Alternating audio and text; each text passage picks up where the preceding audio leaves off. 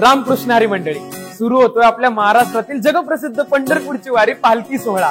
म्हणजे लाखो वारकरी दिंड्या पताका घेऊन तुळशी वृंदावन डोक्यावर डोलवत, अभंग म्हणत, टाळ मृदुंगांच्या साथीला आनंदाने नाचत, माऊलींचा गजर करत.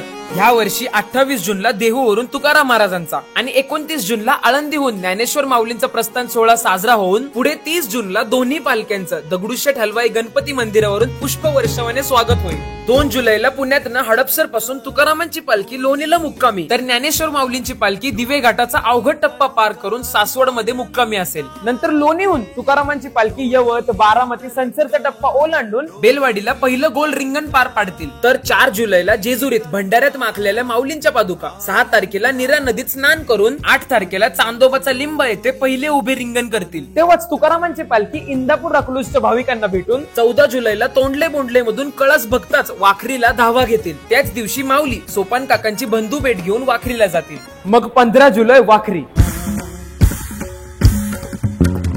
वारीतील शेवटच्या आणि सर्वात मोठ्या रिंगणाचा आनंद लुटून वारकरी पंढरपूरला जातील. आषाढी एकादशी म्हणजे ह्या वर्षी 17 जुलैला दोन्ही पालख्या पंढरपूरमध्ये विठुरायाचं दर्शन घेऊन आपला पालखी सोहळा संपन्न करतील. आनंदाचे डोही आनंद तरंग, आनंदाचे डोही आनंद तरंग.